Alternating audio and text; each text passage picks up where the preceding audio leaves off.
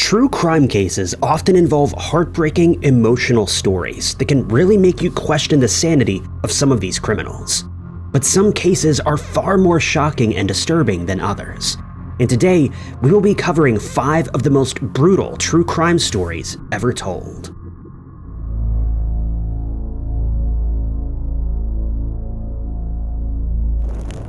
Darren couldn't believe that his 16-year-old daughter was gone until he saw her body in the morgue. To this day, he still has nightmares about that day, as well as the struggle between his daughter and her killer. The hardest part is, Darren accepted the murderer as his own family. They shared the same food at the dinner table most nights. Darren could have never thought that one day, the very person he cared for, like his own flesh and blood, would turn into a murderer and target his own daughter in the worst way.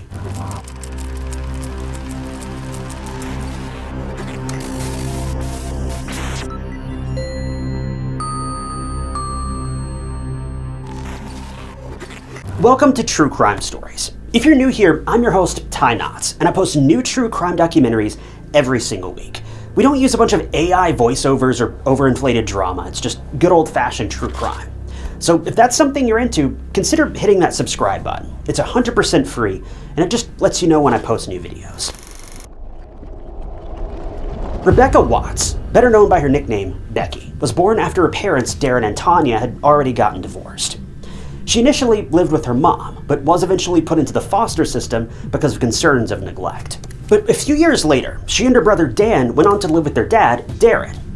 When Becky was a child, she was defined as a feisty kid. She was a ball of energy and had a lot of confidence. But tragically, when she grew up and got into high school, that was when she was in a very dark place. She was battling an eating disorder, and she'd burrowed back into her shell. Nonetheless, she was still kind and caring and had a great group of friends who loved and cared for her just the same. When Becky was in her teens in 2013, her dad Darren married a woman named Angie, who had a son herself, and now Becky had a stepmom as well as a stepbrother named Nathan. But all of these changes aside, life was going great, and she had a good relationship with everyone in her blended family, and she had a place to call home in St. George, Bristol. But one day in 2015 would change Becky's family's lives forever, and Becky would go missing.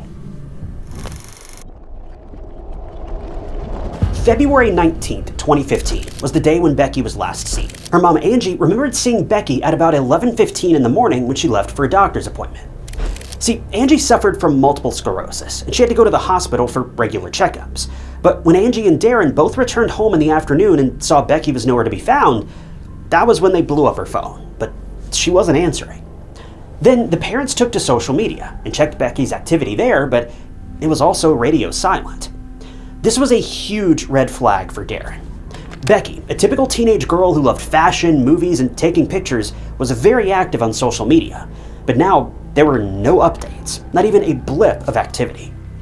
This caused Darren and Angie to report 16-year-old Becky Watts as missing at around 4 p.m. The police first went about the usual questions. Did Becky run away? Was she under stress? Maybe she was out blowing off some steam somewhere. Well, those questions were immediately put to a stop when one of Becky's friends came forward and said that she had talked to Becky the day before and she sounded normal. She wasn't upset or contemplating running away from it all.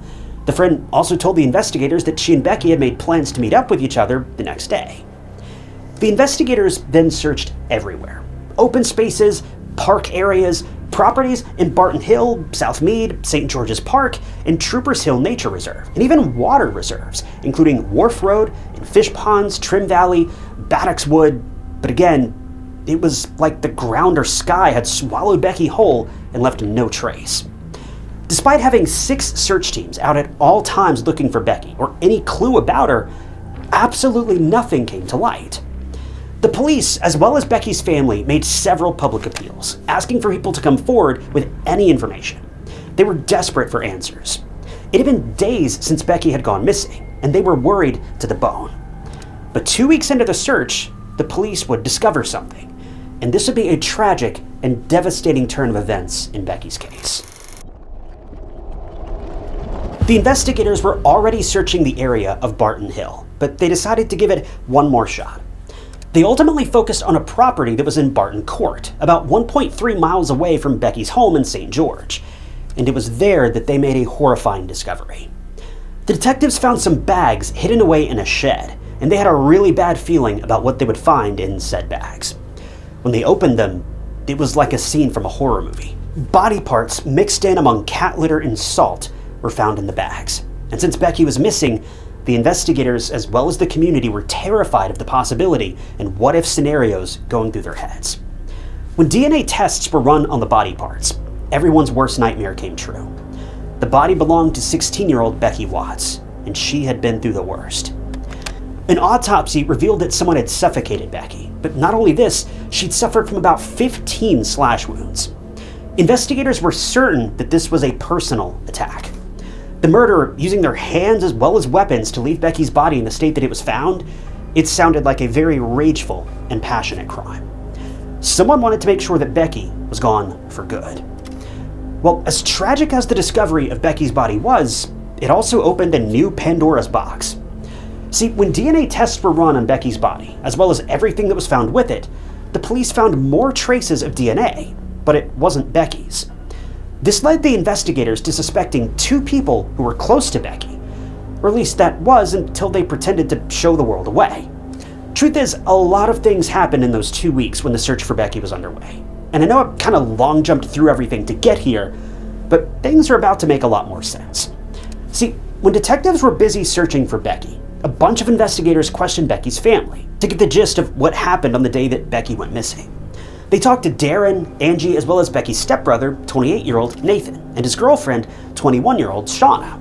And this was the first time the investigators were highly suspicious of two people in particular, and they were Nathan and Shauna. Firstly, the last people to see Becky on February 19th weren't Angie and Darren, but Nathan and Shauna. When the investigators questioned both Shauna and Nathan, they both remembered returning to Darren and Angie's house sometime after 11 a.m. And while Shauna was in the kitchen washing her hands, she heard stomping on the stairs and then the sound of the front door slamming. She thought it was Becky leaving in, quote, a mood. Nathan gave the exact version of events, and this was precisely what made the police eye them suspiciously. Both Nathan and Shauna had the exact same story. Word for word, scene for scene. No going off track even once or anything. To some people, this might not look suspicious at all, but both of their stories, to be exactly the same, was fishy to the police. To them, the stories seemed rehearsed, as if they practiced what they were going to say beforehand. Well, from this point on, things only got weirder. The fact that Shauna was all smiles, and Nathan was uninterested and bored during the questioning, also added confusion to the case. I mean, sure, Becky and Nathan weren't biologically related, but neither were Angie and Becky. But she was extremely worried and cooperative with the investigators, and always asking for updates on Becky's case, whereas Nathan and Shauna couldn't be bothered. Nathan and Shauna were continuously brought in for questioning by the police, and that was when the investigators discovered something very bizarre. For the first time, Nathan and Shauna's stories didn't line up. According to Shauna, Nathan was finding it hard to cope with Becky's disappearance. But when Nathan was questioned, he said he never really liked Becky to begin with. Nathan said that she was bratty and that he didn't like how she talked to his mom, Angie. Now, we don't know the relationship between Becky and Angie, but from the looks of it, everything seemed fine. I mean, sure, not everything was perfect since it was a blended family, but there didn't seem to be any major rift between Becky and Angie that could confirm Nathan's version of events. A promising clue in Becky's disappearance was when Becky's house was searched for forensic evidence. Becky's room was swabbed, swiped, and tested for all kinds of evidence, but when they reached the door, a discovery was made. There were faint red spots on the door to Becky's room, and as you can imagine, this wasn't a good sign.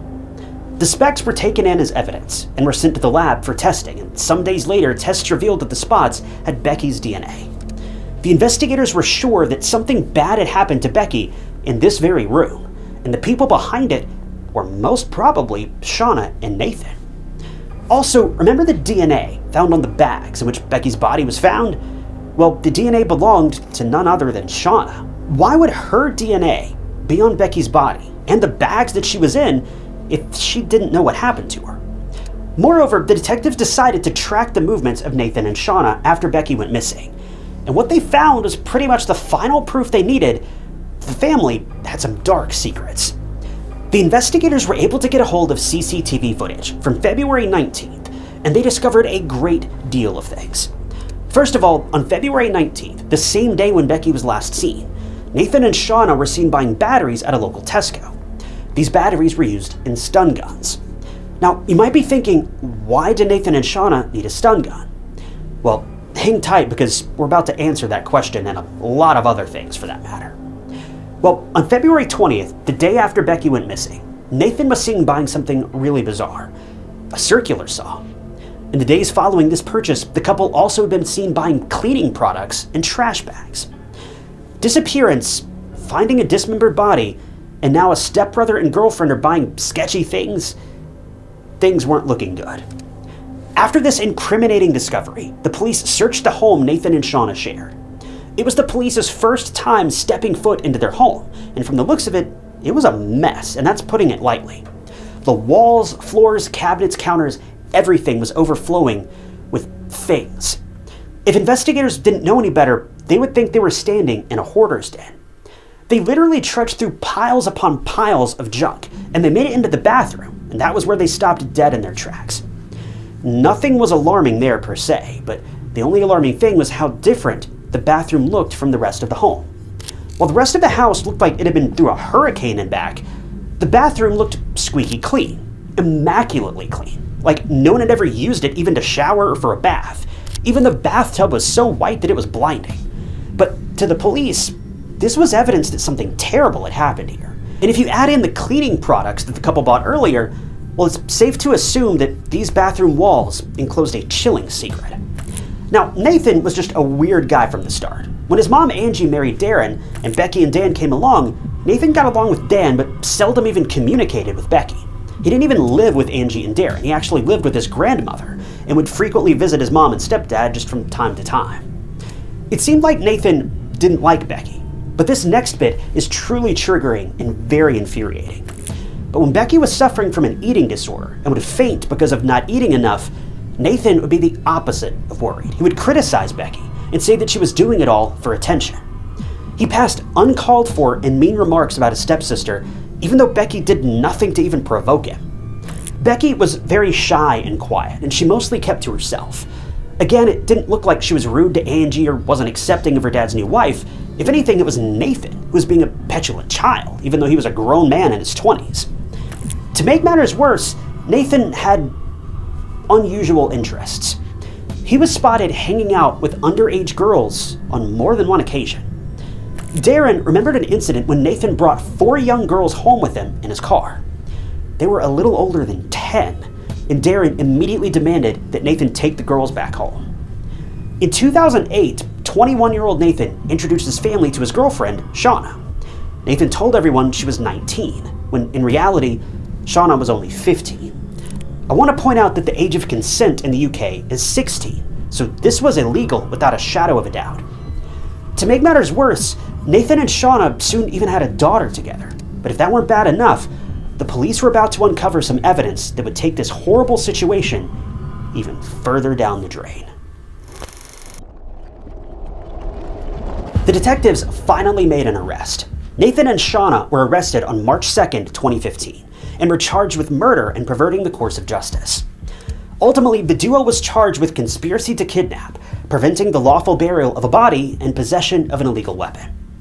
To make things so incredibly worse, Nathan and Shauna were also both charged with endangering children as well. Now, I can't really get into this kind of stuff in this video or it may get flagged and pulled down, but police found images of children that were not great and certainly not legal. And both Nathan and Shauna were believed to have been the ones to have taken these photos of these individuals in compromising positions, and I'll just leave that there. It's clear to see Nathan and Shauna were pretty much the worst of the worst. A couple days later, a written statement was released in which Nathan confessed to murdering his stepsister, Becky. According to Nathan, on February 19th, he and Shauna went to Becky's home after Angie had left for her appointment. In Nathan's car, there was a bag filled with handcuffs, restraints, stun guns, masks, and other things that made up a so-called kidnap kit. Nathan confessed that once the couple reached the home, Shauna apparently went out to the garden for a smoke, and Nathan had a plan in mind. He wanted to scare Becky to, quote, make her behave so that she wouldn't be rude to Angie anymore. So he pulled a mask over his face, knocked on Becky's door, and entered. And that was tragically when things took a very dark turn. Out of the blue, Nathan subdued Becky with the things in his kidnap kit, and during the struggle, Becky knocked Nathan's mask off. Nathan, terrified of being found out, took Becky's life on the spot with his bare hands, and he then proceeded to attack her post-mortem with a sharp weapon about 15 times. He then hid Becky's body in a large bag and dumped it in the trunk of his car.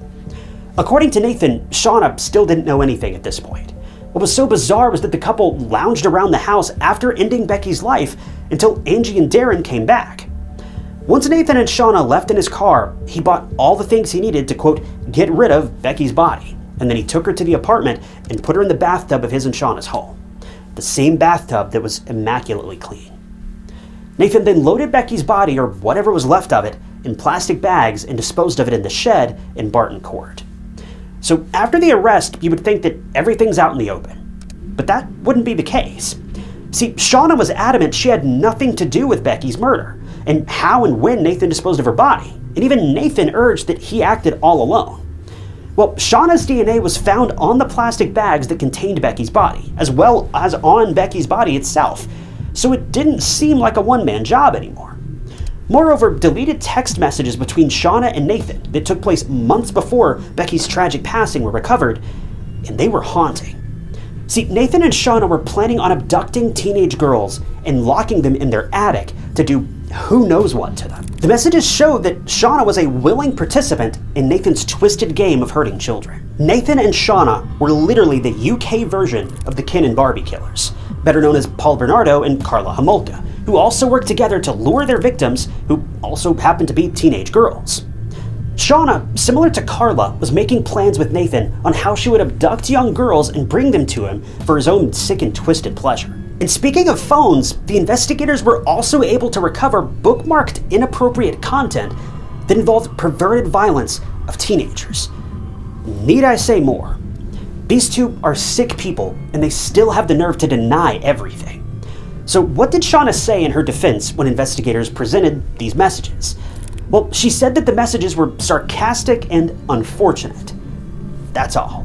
So, in October of 2015, almost 8 months after Becky's disappearance, Nathan and Shauna were collectively tried at Bristol Crown Court for her murder.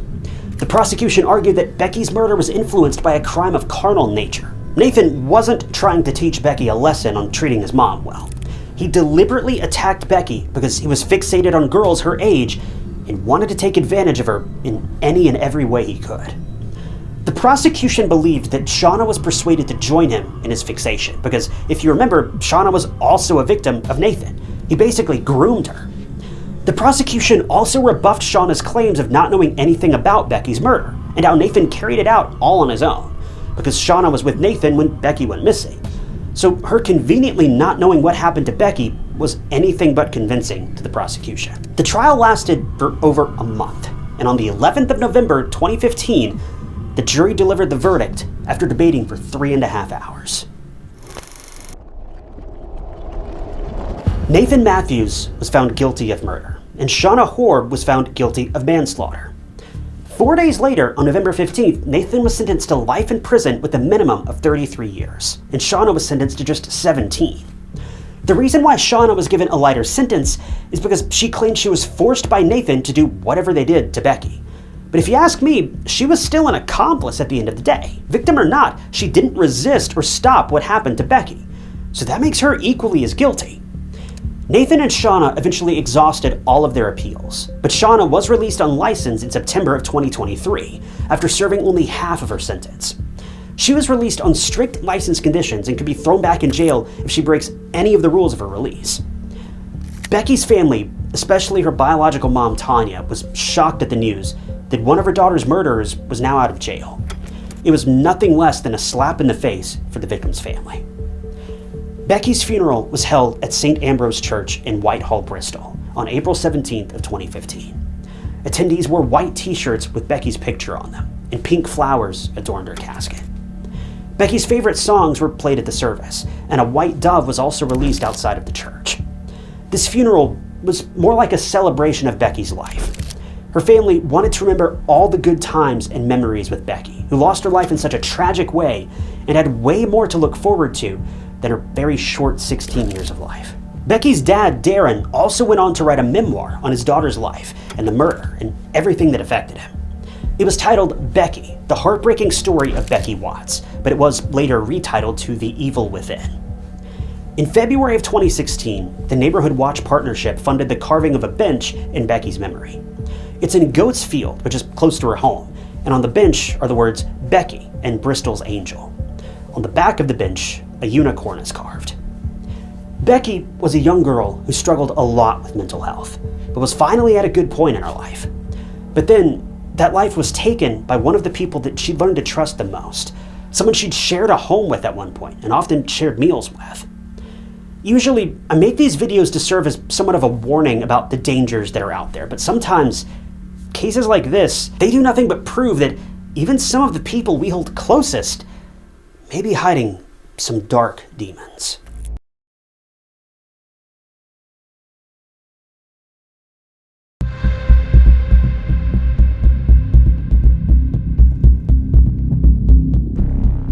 Gary Simpler boarded the ship the Spoil Sport, from where he and his wife would dive into the Great Pacific Ocean and see the wreckage of a ship that sank in 1911. As the couple made their way down, they took lots of pictures. Once they reached the wreckage, Gary's wife posed and her picture was taken. But little did they know that this very picture would go viral sometime later, but for a very eerie reason. After taking the photo, Gary saw something weird in the distance. It was another diver. But what's weird about another diver being in the background? Well, the diver is too still, motionless, lying face up on the ocean floor. At first, Gary thought that the diver was doing it for attention or to freak other people out. But then, minutes passed and still no movement. That was when Gary saw yet another diver, and it was a man. He seemed to be making his way towards the motionless diver on the sea floor. He waited for the fellow diver to pull the other one up to the surface, but that didn't happen. The second diver let the first one go and ascended to the surface on his own. What Gary didn't know was that the motionless and deathly still diver was a woman, a wife, and a newly wedded wife at that. She was on her honeymoon, and the diver who had just abandoned her was her husband of 11 days. The grueling, confusing, and equally tragic case of Tina Watson is the story of a honeymoon gone wrong. Would a husband really go to the depths of the ocean to take his wife's life? What would compel him to do this, surrounded by other divers? Well, there's a lot more to this case than meets the eye.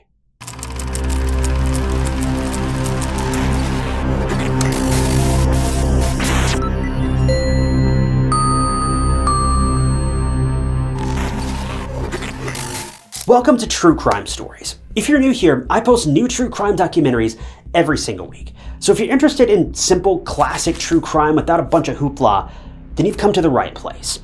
While you're here, consider hitting that subscribe button. It's completely free, and it just keeps you up to date with all my future videos. Christina May, better known as Tina, was born on February 13th of 1977 in West Germany. When Tina was still a baby, her biological parents placed her for adoption, so she spent the first few years of her life in an orphanage in Germany. 3 years later, in January of 1980, Tina was legally adopted by Tommy and Cindy Thomas, who were both from the US, and together, the family of 3 lived in Walker County, Alabama. The Thomas family did move a couple of times, first to Louisiana and then to Birmingham, Alabama, where they then permanently settled down. Tina was very close to her family. They were loving, caring, and an overall great family. Cindy and Tommy described Tina as a bright, pleasant, and happy girl. She loved animals, and she was just a sweet, wonderful person to be around. Unfortunately, when Tina was young, she was diagnosed with PSVT. It's basically a heart condition similar to arrhythmia. It wasn't life-threatening or anything, but it definitely took a toll on her. After graduating high school, Tina attended the University of Alabama at Birmingham, and during this time she was engaged to a man named Scott. But around the same time, though, someone else caught the sight of Tina, and that person instantly became infatuated with her, and this person was Gabe Watson. David Gabriel Watson, who went by his middle name of Gabe, was described by friends and family as a fun, easygoing guy who got along with everyone. Now, when Tina and Gabe crossed paths at the University of Alabama, it was love at first sight for Gabe. He was completely blindsided by what he felt for Tina. so blindsided that he kept asking her out, even though Tina was still engaged to Scott at that time, and Gabe knew that. Obviously, Tina didn't reciprocate Gabe's feelings because she was in a committed relationship with somebody else. But that didn't seem to bother or deter Gabe, because he was relentless in his pursuit of asking Tina out. Well, during this time, Tina's relationship with Scott had turned sour.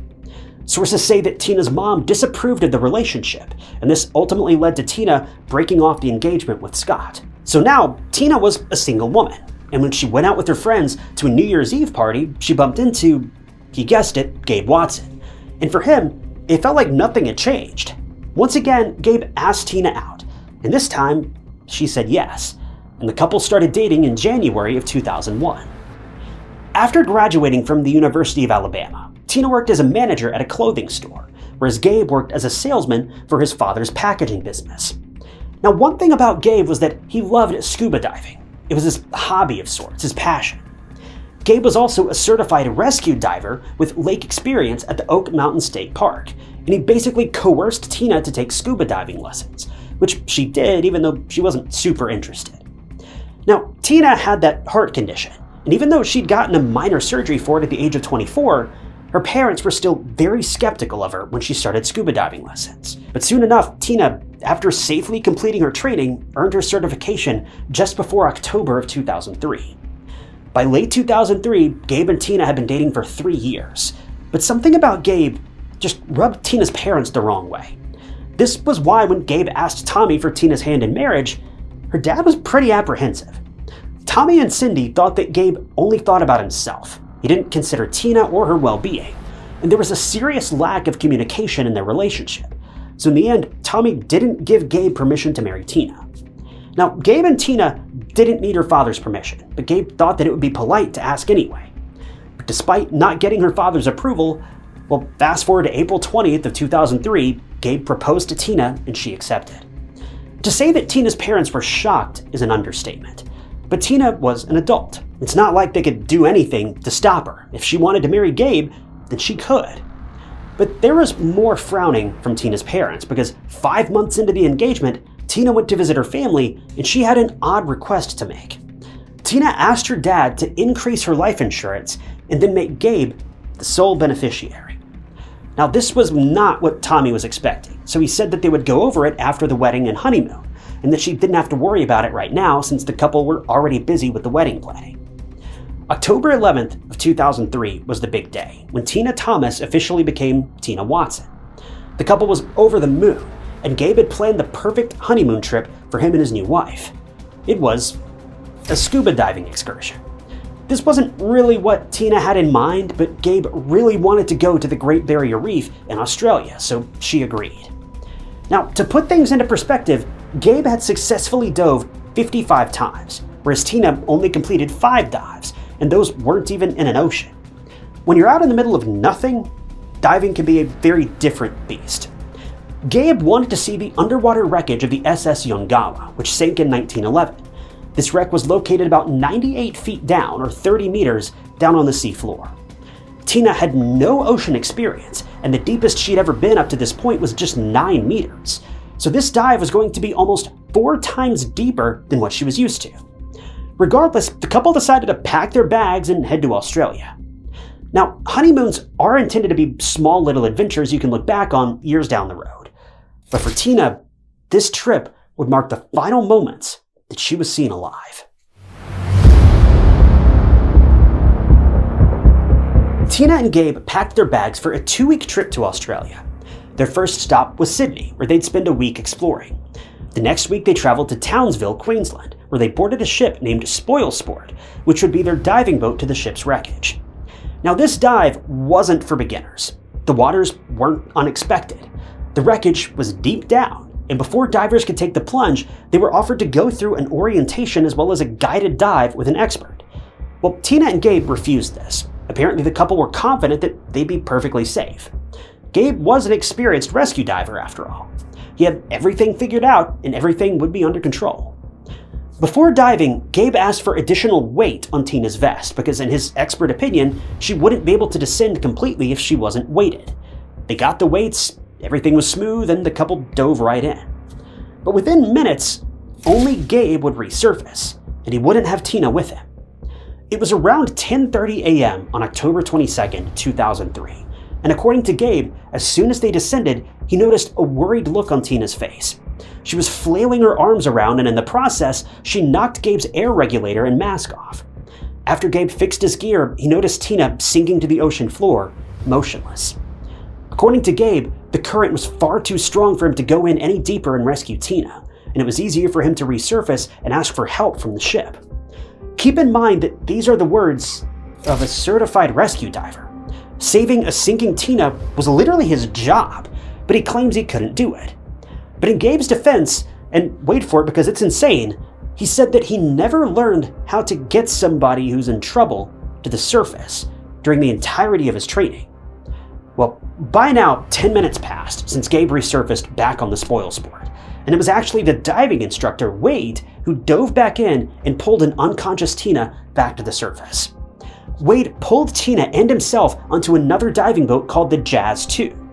By the time Tina was hoisted into the boat, things were not looking good. She was completely motionless. Luckily, a doctor was on the boat, and he rushed over to Tina's aid, and he attempted CPR, but it wasn't working. He tried for an incredible 40 minutes to bring Tina back, but it was no use. Tina was gone. Everyone was so confused. What had even happened? Tina was fine one minute, then the next, she was flailing and begging for help, and then the next, it was over. Tina had lost her life underwater on her honeymoon, just days after marrying the love of her life.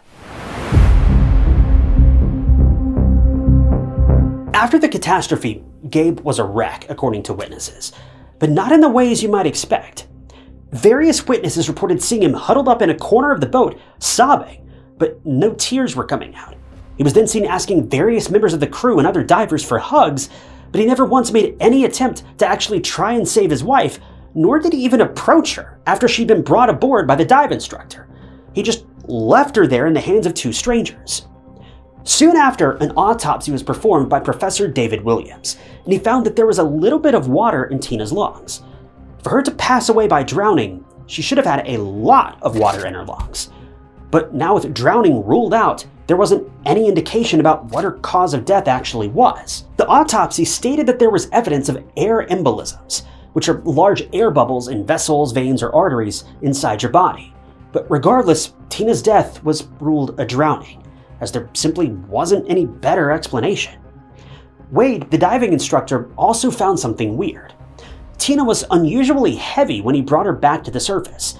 He had to remove excess weights that Gabe had requested for an easier descent in order to bring her up quickly.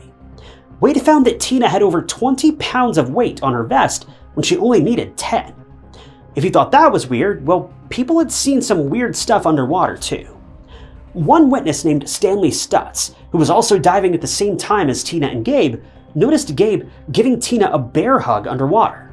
Now, some might think that this was just the two of them getting close, but Stanley literally could see Tina struggling. She was flailing her arms, and as soon as Gabe let go, Tina sank to the ocean floor, and Gabe effortlessly swam back up to the surface, seemingly without a care in the world. Another diver named Gary, who we mentioned at the beginning of this video, had an underwater camera with him, and he was photographing his wife when he caught something in the background, and it was the diver who was face up, motionless on the ocean floor.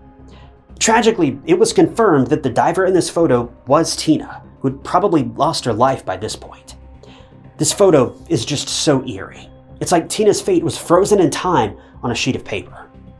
It was incredibly tragic, but at this point, there was obviously no way that anyone could help Tina, so all eyes were now on Gabe, as several witnesses, including investigators, were now highly suspicious of him.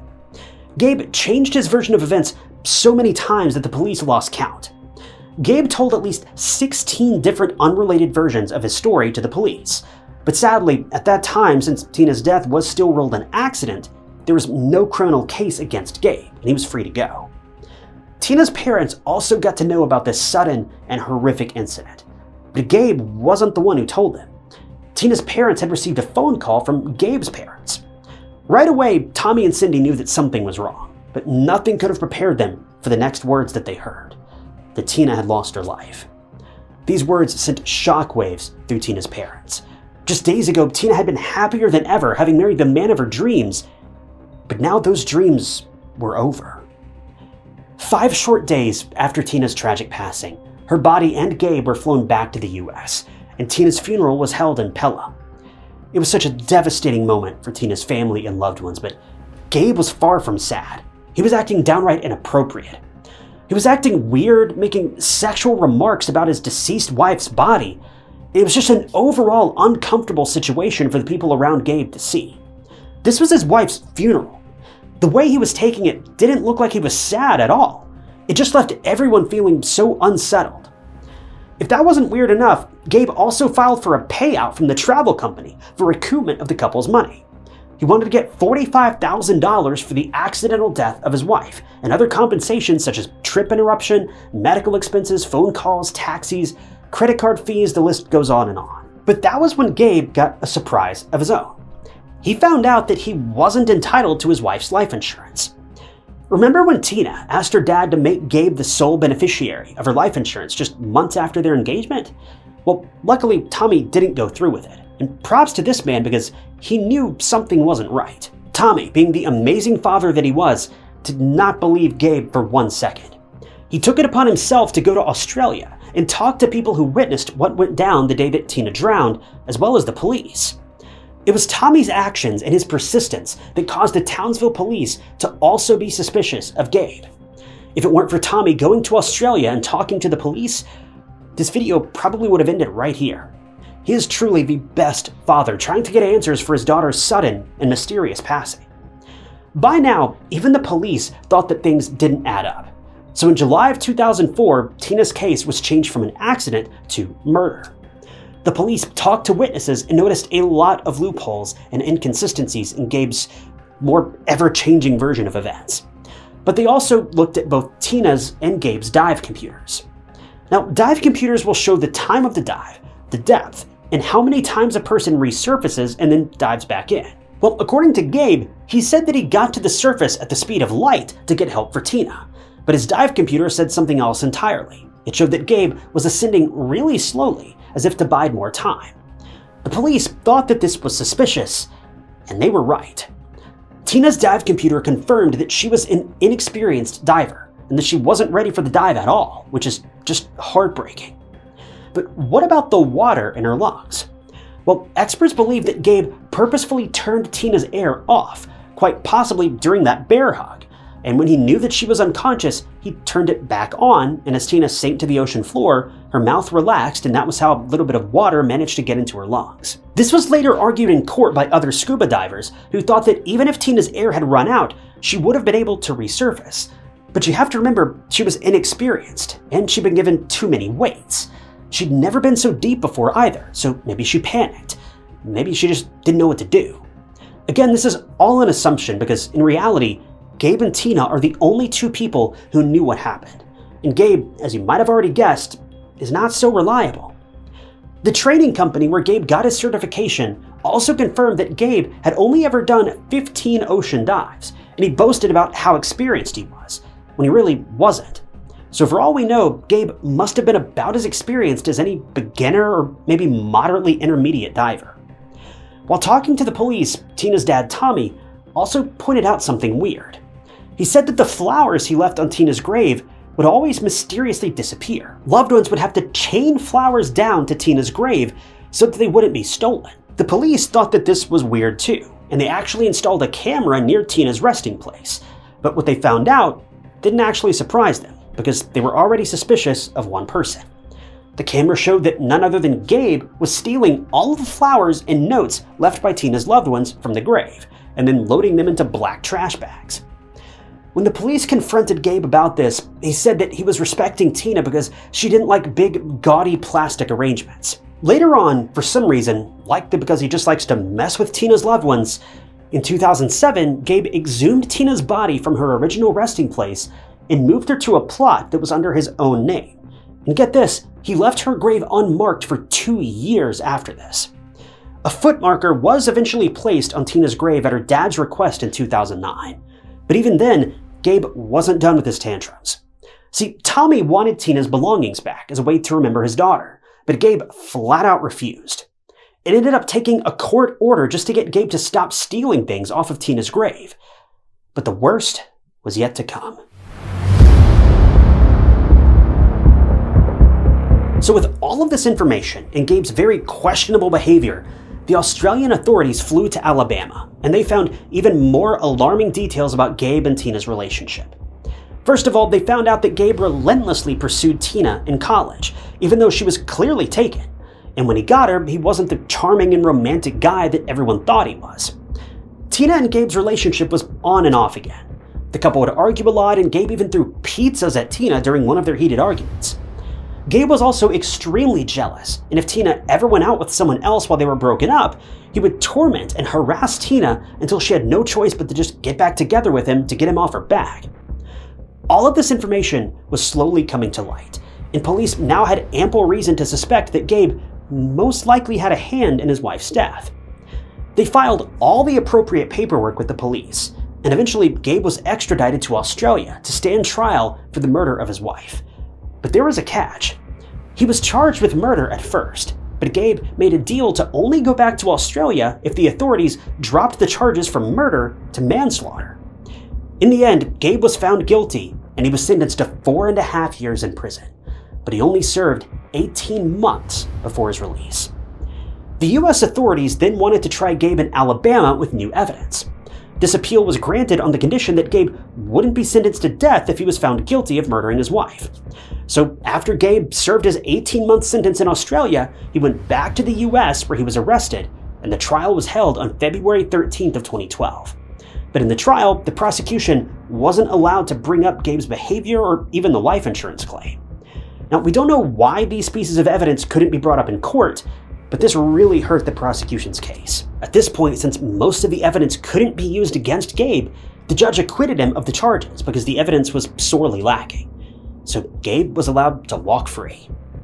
Soon after, he married a woman named Kim, and now he lives in Hoover, Alabama, in the house that he inherited from Tina following her death. This man literally murdered his wife, inherited her house, then moved into it with his new wife. You can't make this stuff up. The main problem with this case is that there's just no answer to one question. Why? Why did Gabe do this? Tina was one of the nicest people around, and from all reports, she did nothing but try to love him the best she could. But Gabe was just a selfish man who couldn't have cared less about his wife. And let's not forget, Tina wasn't even interested in diving in the first place. She learned to dive just for Gabe. She agreed to go on a honeymoon she wasn't excited about, all for Gabe. Even after all this, he still took her life for reasons we'll never know, unless it was just for the money. In the end, Tina's family just wants answers. Through a court order, they were finally able to forbid Gabe from ever visiting Tina's grave again, but this does little to atone for the fact that Tina ended up in that grave in the first place. This man outright murdered his wife in front of multiple witnesses. The police know that he did it, and they can prove it. But somehow he managed to only spend 1.5 years behind bars. My heart aches for Tina's family, because at this point, they're forced to live with the fact that their daughter's killer, who never really was trusted in the first place, will never face the consequences of his actions. He's been allowed to move on and just keep living his life, while their daughter's life was needlessly cut short.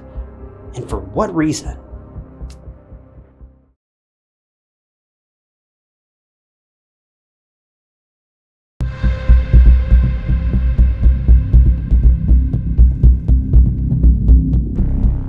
Detectives from the Saanich Police Department are looking for something.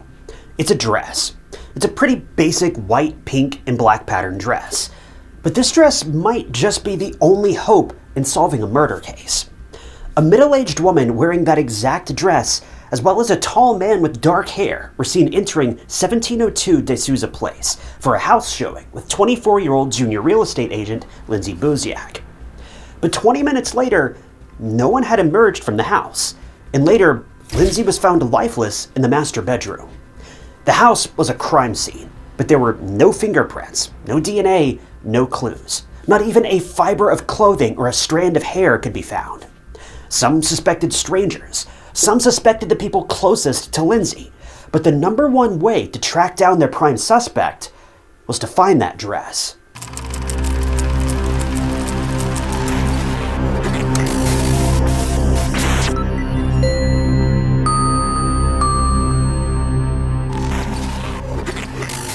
Welcome to True Crime Stories. If this is your first time here, I'm your host, Ty Knotts.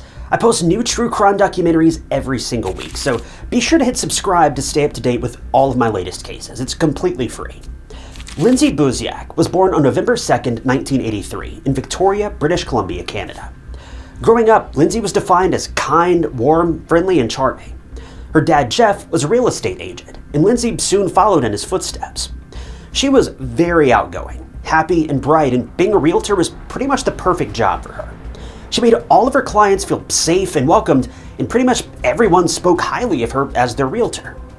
Lindsay was also in a relationship with another successful real estate agent named Jason Zylo. Jason came from a very successful and established family, and they had a real estate business. At the time of the case, 24-year-old Lindsay was really only at the start of her career, but she was very excited. She'd been showing tons of houses lately, and her career path was very quickly finding itself on an upward trajectory. She'd been meeting tons of new clients and had some really promising showings scheduled. But one particular phone call would change her life forever, and Lindsay had no idea that this showing would be her last.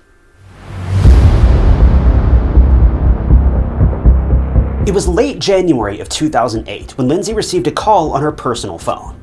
Now, Lindsay had a work phone, and this was the number that she gave to her clients who wanted to reach out to her for an apartment or a house. But this particular client called on her personal phone, which not a lot of people had access to besides friends and family. So this was a bit odd, but it was nothing that screamed danger. So Lindsay picked up the phone, and the person on the other end of the line was a woman. She gave Lindsay her name, and Lindsay remembered her sounding really weird. She sounded like she had a Spanish accent, but not quite, but she didn't sound Canadian either. So Lindsay nicknamed this client the Mexicans. It's a pretty racy name choice if you ask me, but these were Lindsay's words, not mine.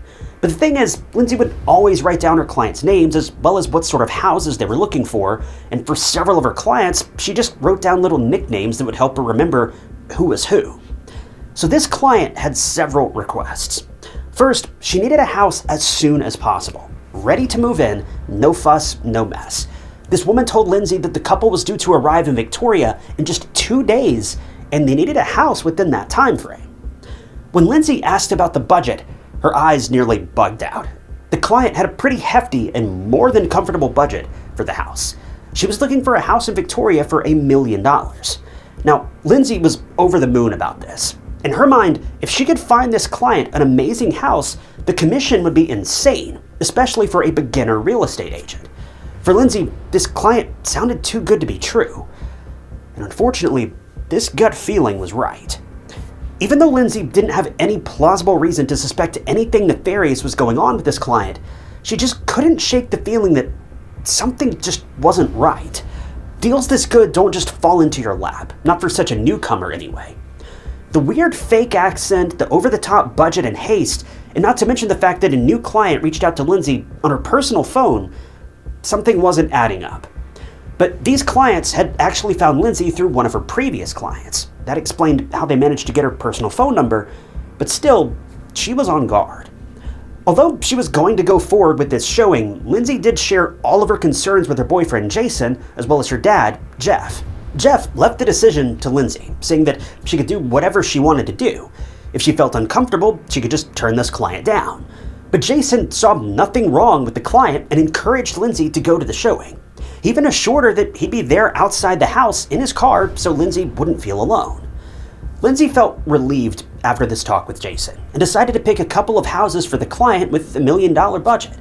So Lindsay found a house in Saanich, and a meeting was arranged for February 2nd, 2008 at about 5:30 p.m.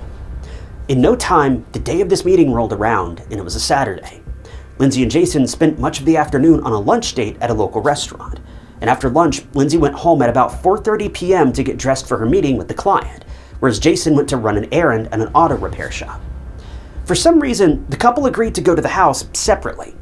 Lindsay was on her way to the house to meet the client, and Jason was running a little bit late at the auto shop with his friend, but he was going to be there within minutes of Lindsay's arrival. Jason texted Lindsay, apologizing for running late, and told her he was on his way. The last text Jason received from Lindsay was, "Okay, I gotta go, the Mexicans are here." Jason, en route to the house in Saanich, texted Lindsay again at 5:38 saying that he was almost there, But this message wouldn't be seen by Lindsay, and she wouldn't reply to it either. Not thinking too much of it, Jason parked in front of the house at 5:45 p.m. He was actually with his friend that he had picked up from that auto repair shop. As soon as he pulled up to the front door, Jason saw a dark-haired man with his back to him standing by the door, which was wide open. Jason and his friend spent the next 10 minutes outside the house, but after a bit, Jason felt like he may have been being a bit of a nosy, interfering boyfriend, so he decided to drive the car around for a bit. And he drove to Torquay Drive, from where he could still see the house clearly and even the front door. He waited there for 10 minutes and texted Lindsay that everything looked normal to him. But like the first text, this one would go unread, and Lindsay never responded. Now, Jason had also seen the man and a woman in a white, pink, and black dress go back into the house. He claimed that nothing was alarming at this point either. After 20 more minutes, though, Jason began to worry. Lindsay shouldn't have taken this long for a house showing. He went up to the now locked front door, and through the stained glass, he saw a pair of high-heeled shoes in the hallway. They were Lindsay's shoes. They were on the floor as if she'd taken them off in a hurry. This immediately put Jason on edge. Why would Lindsay take off her shoes to show a house? This caused Jason to dial 911, while his friend ran around the back of the house to investigate. Jason tried opening the front door and even knocking on it while on the call with that operator, but to no avail. That was when Jason's friend came running from the back of the house and told Jason that there was a huge gap in the back fence and that the back patio door was open. Jason told the operator that he was entering the house and hung up the phone. Jason stood by the front door while his friend went inside from the back to unlock it. When Jason entered the home, it was silent. Where was Lindsay? He walked down the hallway, up the stairs, and came to a sudden halt in front of the master bedroom. There, Jason saw his girlfriend lying lifeless on the floor with countless injuries to her body. 24-year-old Lindsay Buziak had passed away, and that was when Jason made another call to 911, and this time he asked for emergency services and the police. The paramedics and detectives arrived shortly after, and tragically, Lindsay could not be revived. She was pronounced dead at the scene, and she had suffered more than 40 slash wounds. Further examinations revealed some pretty scary details.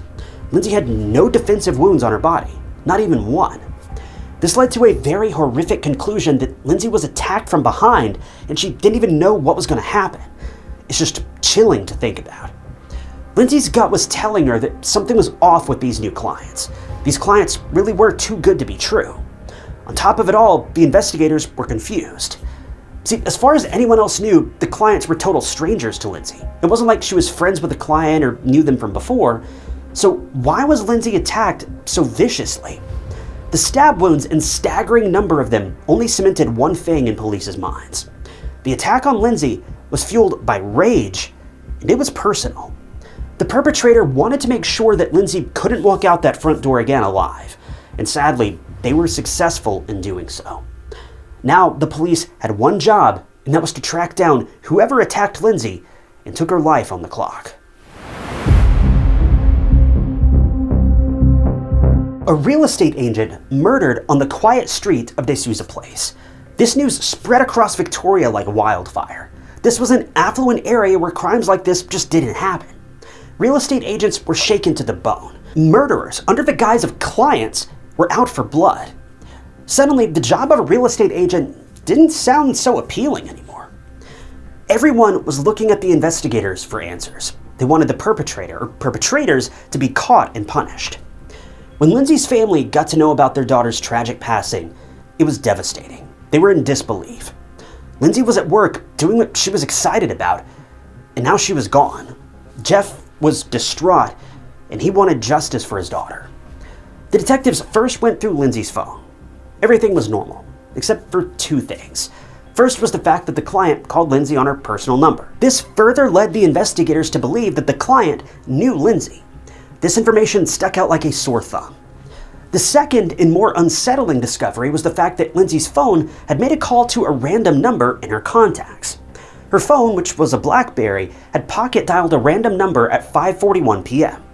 The police believed this was the exact moment when Lindsay was attacked by the assailants. It is possible that somehow during the struggle, the phone had pressed random buttons that led to making a call while the phone was still in Lindsay's pocket.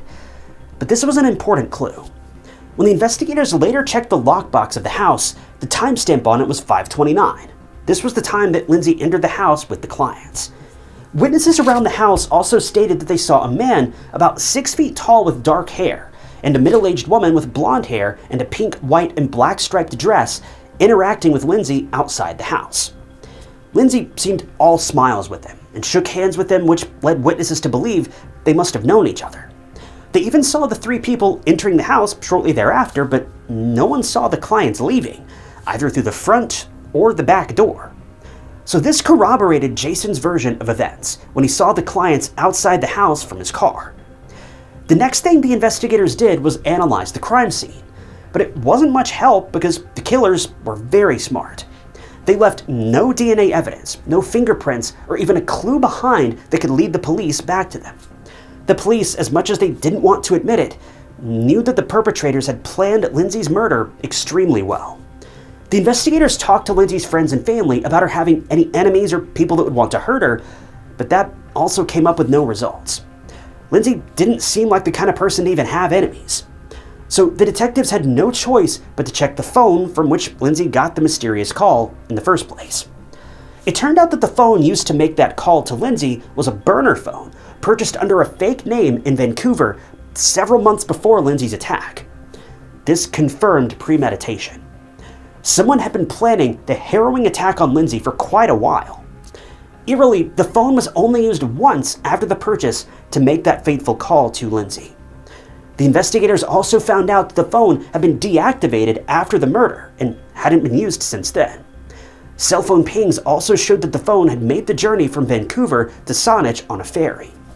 The police speculated that the phone was bought as part of the murder plan and was then trashed after the deed was done. It was also revealed that the name the client gave to Lindsay was fake. Next, the investigators looked at the house itself, the company it was registered to, and all of that. And that's when they found something peculiar. The house that Lindsay was showing to her clients was located on a street known as D'Souza Place, which was a cul-de-sac of 4 houses, and the fateful house was on the outer edge of that cul-de-sac. See, D'Souza Place was named after a man named Joe D'Souza, and he turned out to be a friend and business acquaintance of Shirley Zylo, Jason's mom. If you remember, Jason's family had a well-known real estate business, so they knew everyone in the field. And now, the detectives were suspicious that the very house that Jason urged Lindsay to show to her clients, even though she was apprehensive, turned out to be a friend's property. This information immediately shifted the focus of the investigation, and now detectives honed in on Jason and the Zylo family. Even though Jason's version of events was confirmed by witness statements, some things just didn't make sense to the police. Like, why would Jason arrive late at the house when he knew that his girlfriend was uncomfortable about the new client? He should have offered to drive Lindsay straight to the showing after their lunch date. Also, another very weird thing was that the police noticed the fact that Jason made a beeline for the master bedroom as soon as his friend opened the door. Why did he do that? How did Jason know that this was where Lindsay would be found? In most cases, people usually scour the entire house before finding the victim, but Jason went straight to the place where his girlfriend was found murdered. Jason and his friend were questioned almost right after Lindsay's murder. He was cooperative with the police and even passed a polygraph test, but he refused to hand over a DNA sample. The investigators were literally stumped. It also didn't help that they couldn't find the murder weapon, so the investigation was dying down very quickly. That was until someone came forward with some very interesting information, and it had to do with Lindsay's relationship with Jason. That person was none other than Lindsay's dad, Jeff. He told the detectives that Lindsay was contemplating breaking up with Jason because he was jealous, possessive, and overbearing. But it got worse.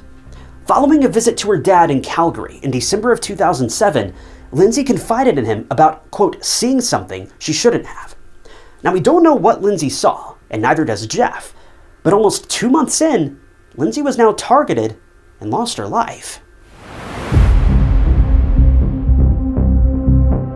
To this day, no one knows who the mysterious caller was and how they managed to orchestrate and execute an entire murder plan in less than 15 minutes. But there are several theories that law enforcement, netizens, and even the general public have come up with. The first theory is a targeted hit. Lindsay's murder, judging by the professional nature that it was carried out in, such as no fingerprints, no DNA, no clues, looks like the work of a professional hitman. It's believed that someone who personally or intimately knew Lindsay, her work, and her schedule had hired a hit on her, and the clients were there to carry out this dirty job. Even though this theory is believable, there's still a huge plot hole. Why would a professional hitman who doesn't even know who Lindsay is attack her over 40 times? I know it's morbid, but wouldn't a firearm or something long range have been better for a hired hit? And the nature of Lindsay's wounds and the number of times that she was attacked suggests this was a crime of passion. Someone deliberately chose a very personal and hands-on method to end Lindsay's life. Theory number 2 is a bit wild, but it involves illegal substances, trafficking rings, and ratting people out. Remember the trip that Lindsay made to Calgary in December of 2007? Well, it was revealed that right after Lindsay left, a large-scale drug bust was held in Calgary in January. Many shady people and drug dealers were arrested, including Erickson Lopez de la Alcazar, who was a big name in the illegal drug ring. But what does any of this have to do with Lindsay?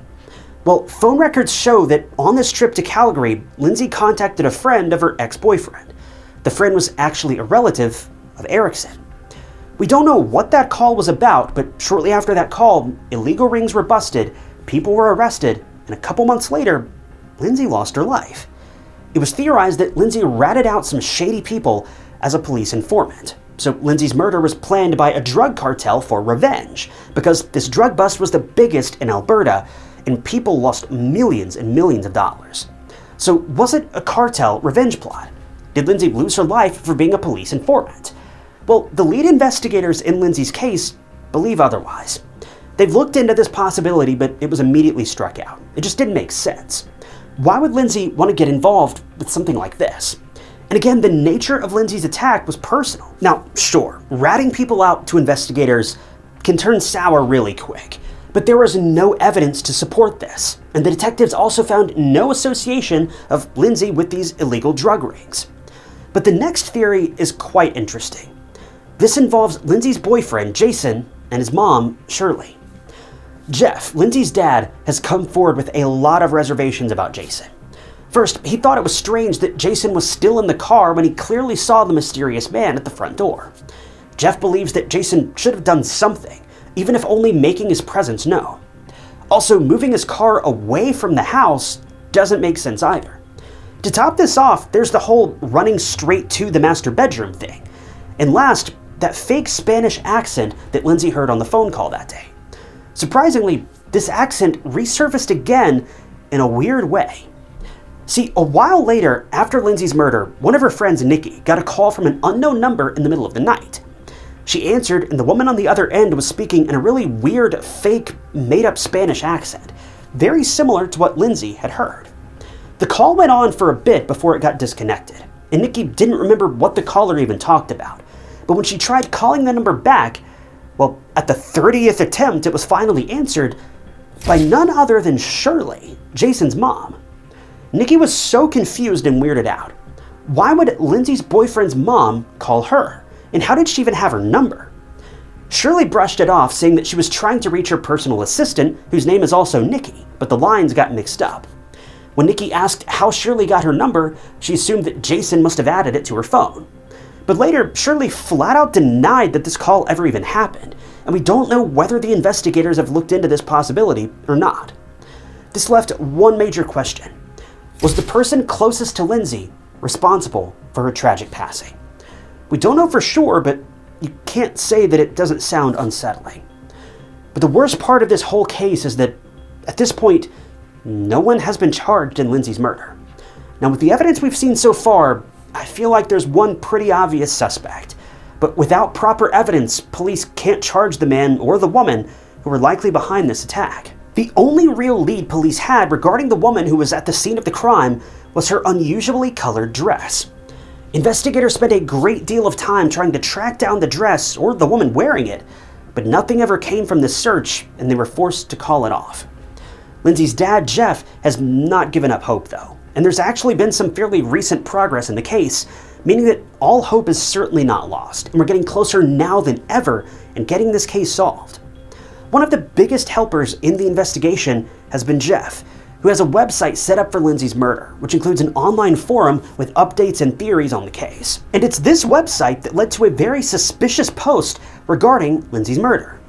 In August of 2007, almost 9 years following Lindsay's attack, a comment surfaced on the forums that simply read, "I killed Lindsay, and stupid cops will never prove it." Now, this could have been for attention or for something else, and it may be from the killers themselves, but the truth is, we have no clue. But it was an interesting post nonetheless.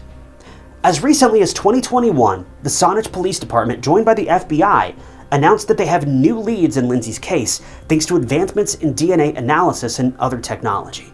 But the details are under wraps at the moment. My best guess is that back when the case first unfolded, the detectives must have found something that was left behind in the house, something with some small shred of DNA attached to it. As I'm sure we all know, more recently detectives have been able to use genetic genealogy to solve heaps of previously unsolved murder investigations, and this case may be no different. But genetic genealogy can take a very, very long time, but all hope is not lost. We're just waiting to hear what investigators plan on pursuing as the next step.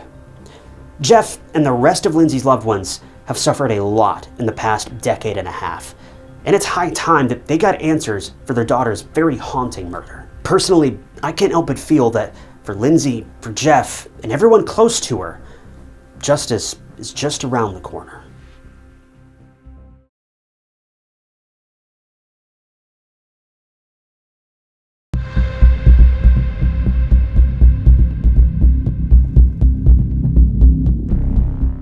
It's April 2007. A woman is on trial for murder. But this isn't just any murder. She took the life of a beloved preacher from the 4th Street Church of Christ in Selmer, Tennessee. On the surface, it seemed like an open and shut case. The woman pulled the trigger, and Matthew Winkler lost his life within minutes. But by the end of the trial, prosecutors would uncover a web of deceit and lies. Before long, the preacher, his wife, and his killer were all exposed for being part of a money scam that cost victims thousands of dollars and left all of their friends and families dumbstruck about what was even going on. So how did all this play out, and what exactly even happened? Let's find out.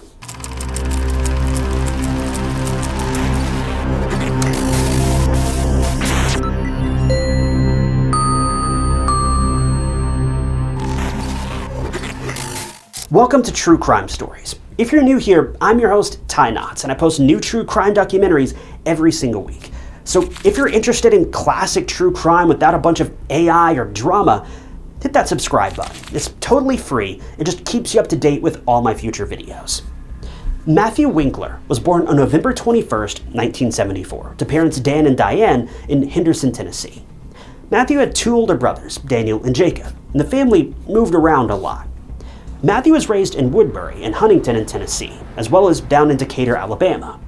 The reason for the constant move was Matthew's dad's job. He was a preacher, and this caused him to go places and spread the word of God, so it was only fitting the family moved around quite a bit. The Winkler family was a devout and conservative Christian family, and the 3 brothers remembered their father being extremely strict with them. As a young man, Matthew attended Fareed Hardman University, and this is a Christian school that pretty much every Church of Christ preacher in the United States attends at some point. Now, Matthew was actually the 5th generation of church ministers in his family, coming from a long line of preachers, starting with his great-great-grandfather. Matthew's dad, Dan, ran a local preacher's school, and he was a very respected man in the local community. Well, after getting married, Matthew and his family moved to Selmer, Tennessee. At the time of the case, Matthew was a pulpit minister at the 4th Street Church of Christ in Selmer, Tennessee. After marrying Mary Freeman, whom Matthew met in college, the two settled down in Selmer and began building their lives together as a couple. Now, Mary, in contrast to Matthew, was the oldest of 2 daughters, but like Matthew, she also belonged to a strict religious family. Oddly enough, Mary's dad was also a preacher. When Mary was young, her family welcomed her new little sister into the pack, named Patricia.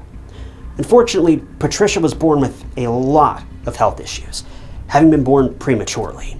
She suffered from cerebral palsy, epilepsy, and a host of mental issues.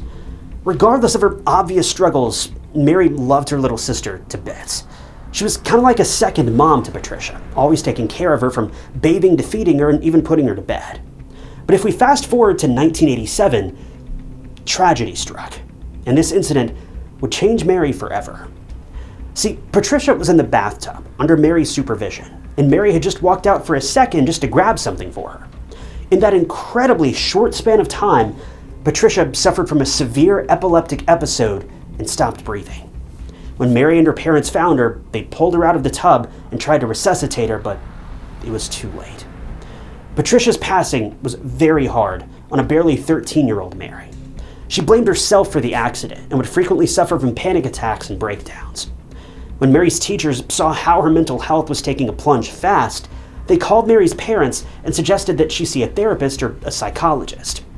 But Mary's dad refused, scared that his daughter's mental health and her seeing a psychologist would lead to gossip in the community. Now, I'm not giving her dad a pass on this. Your kid's health comes before your family's image every single time, no exceptions. But we do need to keep in mind that this was the 80s. At that point, mental health care in America was basically a joke. No one in the industry had any idea what they were doing, and the stigma around getting seen by a therapist was unlike anything you could imagine. So Mary didn't get the help she needed. This caused her to become very detached from her emotions and a shell of the person she used to be. Still, she carried on because her family expected her to put her best smiling face forward.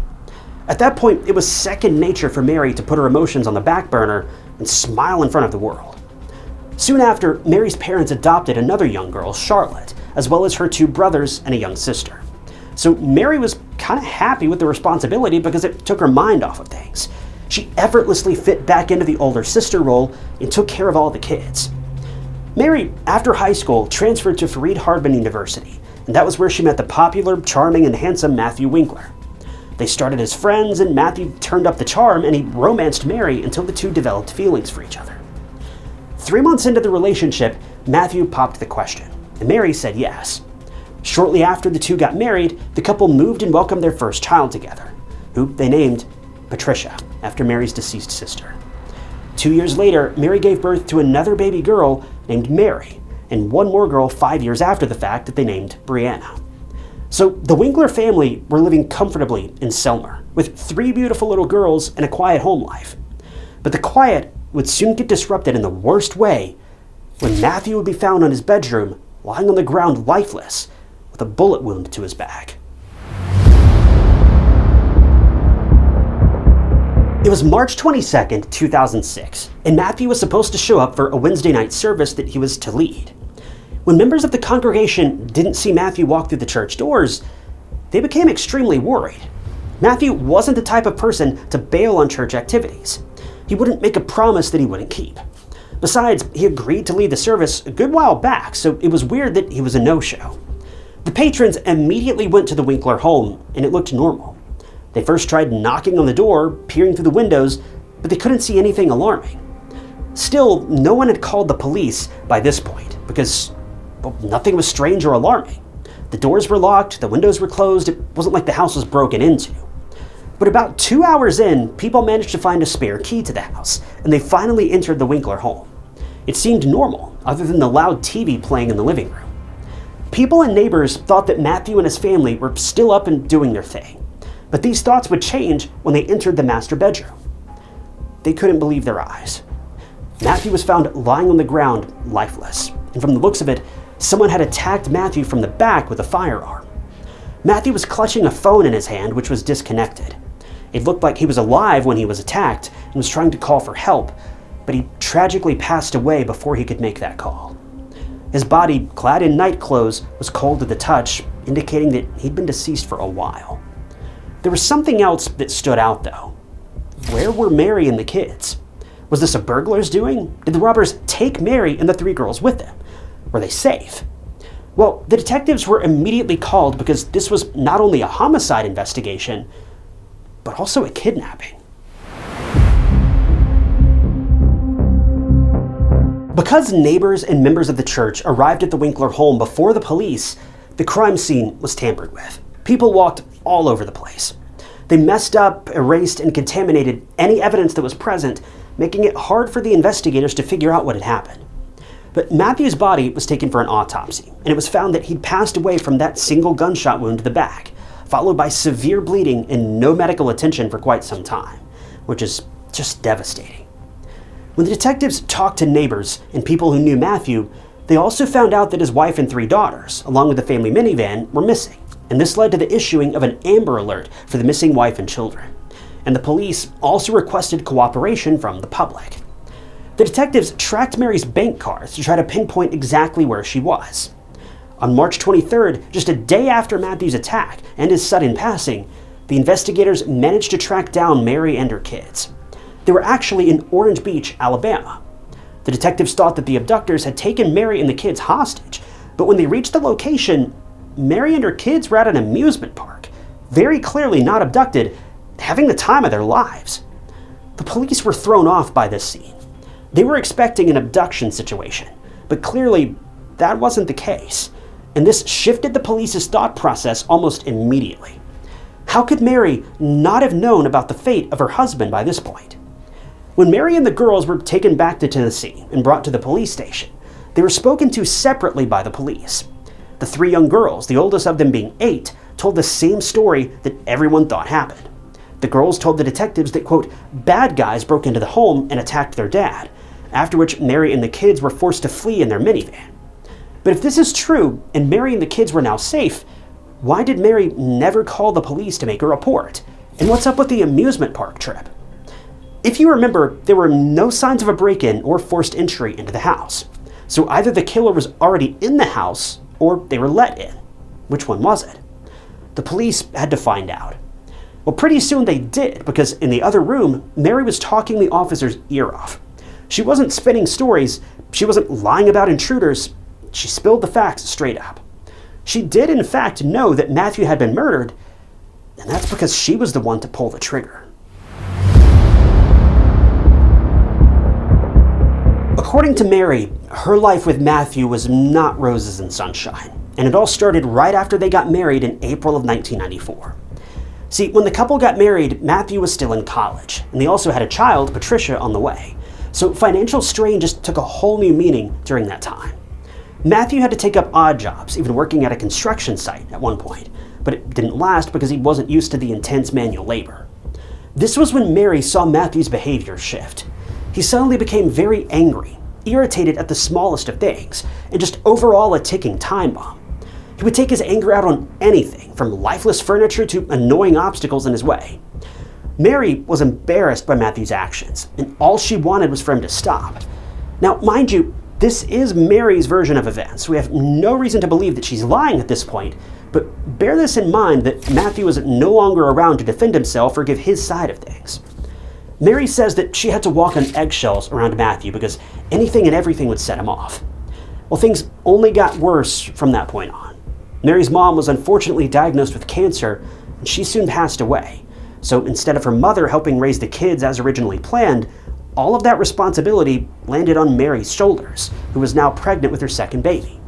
When the Winkler family finally moved, that's when Mary suffered from severe postpartum depression, and she was also taking care of 2 young kids who demanded attention all the time.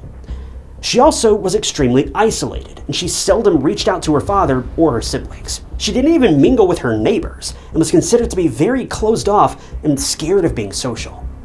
To add to all of this, Mary also suffered a miscarriage, and she became extremely paranoid when she finally got pregnant with Brianna. She hid her pregnancy from everyone. She was scared that if people knew about it, then something bad would happen to Brianna too. And unfortunately, this type of thing pops up all too often after a miscarriage, and it's just heartbreaking to hear the sheer level of paranoia that so many mothers live with after such an unbelievably tragic moment happens. But all the while, Matthew was on his way to becoming a preacher, but his sudden bouts of anger were still consistent. In an interview with Oprah Winfrey, Mary stated that she once heard Matthew threatening to shoot the neighbor's dog if it ever strayed onto their lawn again. Matthew would also become increasingly violent when their daughters would cry too much and would to make them stop. On top of it all, Matthew also demanded Mary wear provocative costumes, wigs, and high heels in the bedroom, even when Mary didn't want to. Now, there's nothing wrong with having a broadened view on intimacy and enjoying different things in the bedroom, but consent is extremely important, and Mary claims true consent was never given. Besides Mary, former neighbors and other people had also seen Matthew lose his cool, even though Mary would try to keep it on the down low. She'd grown up with the notion that image was everything, and well, life with her husband was the same too. Matthew demanded that Mary dress up nicely, always smile, and never let anyone see her emotional scars or the mess she was underneath. One time, Mary had a huge black eye, and when people asked her about it, she brushed it off, saying that she'd fallen down the stairs. Neighbors had also heard Matthew yelling and shouting at Mary, which only cemented their suspicions that Matthew was in fact abusing his wife. Interestingly, Matthew was nicknamed the Tasmanian Devil by his previous neighbors, so Mary's version of events, well, it does likely appear to be true. Matthew and Mary even considered getting a divorce at one point, but later decided against it. Now, according to the Bible, the only justifiable means of a divorce is after an affair or death. Now, certain scenarios get a lot more complicated than this, but my best guess is this is why they decided to call off the idea of a divorce, because making such a decision would prevent Matthew from ever being able to preach again. But to make things worse, rumors had started to spread that Matthew, a preacher of the Bible, abused his wife and was not the saint everyone thought that he was. This caused Matthew to lose his position at a church regardless. Ultimately, this is when the family made that final move to Selmer, Tennessee, where they started fresh, but then something new latched on to the Winkler family, a get-rich-quick scheme. Basically, Mary confessed that she initially didn't realize that she was involved in a scam, but she had deposited checks from unidentified sources totaling almost $17,000, and the money was deposited into accounts that were in both Mary and Matthew's names. Mary later stressed in court, as well in an interview with Oprah, that Matthew was behind it all. And even though Mary admits that her only mistake was signing the checks without knowing what they were for, she did everything under Matthew's authority, and he knew that they were scamming people. Eventually, neighbors in Selmer, with whom the Winklers had dinner with from time to time, noticed an abundance of firearms in the home as well. Now, here in the South, this is pretty common. Basically, everyone I know owns multiple firearms, and some own dozens. But Matthew also urged Mary to practice shooting, which she did. But these neighbors suggested that the quantity of firearms that were on display in this home, it just didn't feel right. Another thing neighbors thought was weird was the fact that Selmer was a pretty safe place to live, and no one really needed firearms for protection. But Matthew stressed that they were crucial for self-defense. These neighbors also alleged that Matthew was very controlling of Mary, and he criticized Mary for the way she looked, how much she ate, how she presented herself in public, her weight, and how she took care of the kids in the house. I mean, everything. So after hearing all this, the detectives just wanted to know one more thing. What was the final nail in the coffin? What had happened on March 22nd when Mary lost it and attacked her husband? Well, according to Mary, that day at around 6 a.m., baby Brianna was being very fussy, as kids are, and she was crying a lot. Hearing this commotion, Matthew flipped out and kicked Mary out of the bedroom to go deal with their daughter. Now, I can't really reveal what Matthew did next, because talking about such a thing is against YouTube's terms of service. But Matthew entered the room and very quickly put a stop to Brianna's crying. He didn't try to take her life or anything, but what he did would make anyone with even one single brain cell beyond furious. Mary clarified that Matthew just wanted Brianna to stop crying. She firmly believed he had no intentions of actually harming their daughter. Well, after Matthew left, Mary put Brianna back in her crib, and from this point on, everything was foggy for Mary. She said she didn't remember picking up Matthew's long-range firearm and following Matthew into his bedroom. All she wanted was for Matthew to listen to her. She aimed the weapon at Matthew, whose back was turned, and all she heard was a deafening booming sound. That was when she snapped out of it and realized what she had done. Matthew turned around, visibly in tremendous pain, and asked Mary, "Why?" To which Mary replied, "I'm so sorry." After that, Mary left her husband fighting for his life, took their kids, loaded them up in the minivan, and drove out of the house. Mary drove, and at some point they crossed Memphis and then Mississippi, and then they were in Alabama. Mary claimed she just wanted her kids to have one good day before she knew she was going to prison for good.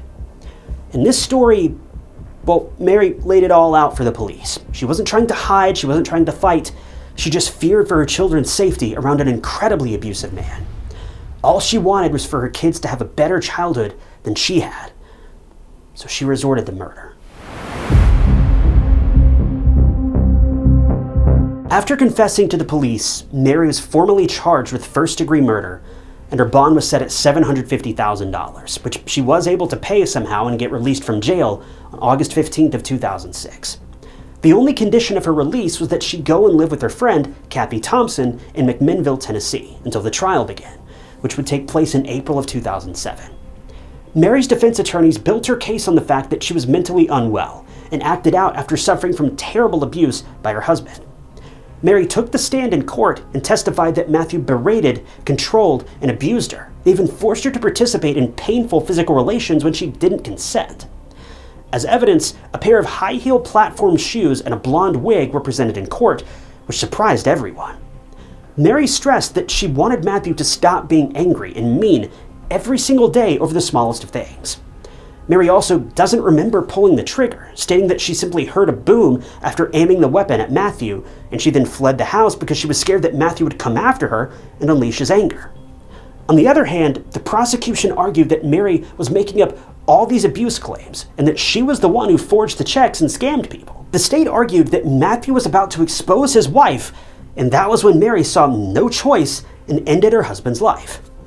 The trial lasted for 10 days, and on April 19th of 2007, the jury deliberated for 8 hours and came back with a verdict. Mary was found guilty of involuntary manslaughter. At the sentencing, held on June 8th of 2007, Mary was sentenced to 210 days in prison for the manslaughter conviction. She'd already served 5 months in prison during the trial, and she was also obligated to spend 60 days in a mental health facility in Tennessee. When Mary was behind bars, Matthew's parents took care of the kids, but after her release, her lawyers fought for full custody of her children, and in the end, Mary was given just that in August of 2008. Matthew's parents were totally against this decision, and they were dumbstruck that their son's murderer would get full custody of the kids. This is where the case gets extremely confusing. There's a huge divide when it comes to opinions on Mary. Some people believe that Mary was a battered wife who just snapped one day under her husband's abuse and forceful nature.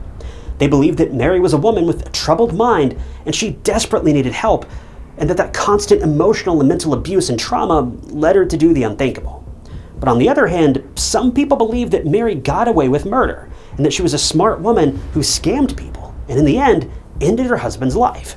Maybe for life insurance, maybe under the pressure of getting caught, we can only guess. But in the end, she did take a person's life. But just like how abusers shouldn't get a free pass on making people their punching bags, victims also don't get to murder their abusers just because they snapped or even if they try to use self-defense as a scapegoat. Even though you can understand where the victims are coming from, it's not right to take the law into your own hands. We may never know for sure what happened between Mary and Matthew, but if you want my opinion, well, I think she might be telling the truth. When you think back, you've got to remember that various neighbors spoke out about Matthew and his anger and his controlling habits. They gave him nicknames because of it.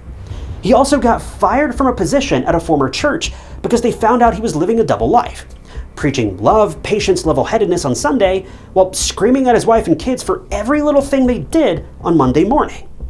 It never fails when I post any video that has anything to do with a church member or a preacher or any type of religion. Comments get filled with people yelling about, "This is exactly why I don't practice organized religion. Everyone's a con man or a liar, they just want money." But that could not be further from the truth.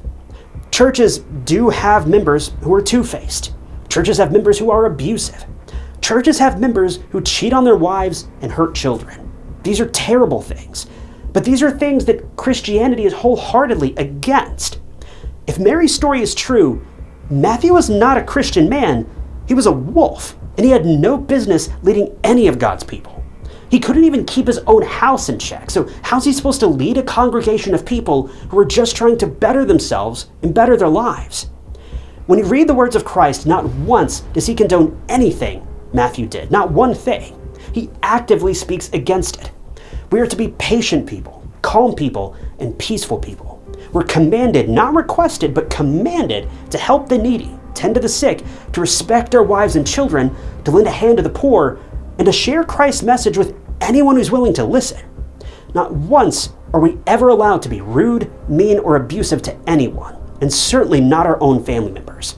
We're told to be honest, upfront, and genuine. We're to be true to ourselves both in front of a church and behind closed doors. I mean, heck, it's just too much work trying to keep up a fake persona anyway. I don't even get how people are able to do it. We're commanded to be what you see is what you get people. And we're also commanded to ensure that what others see, it lifts them up. It doesn't bring them down or make them feel less than. If Mary's story is true, Matthew was a snake. It kills me that this man had every opportunity to turn his life around and get things back on track. But it seems like he was more interested in pleasing himself, lining his own pockets, and being a hateful, distasteful man. And it's such a shame.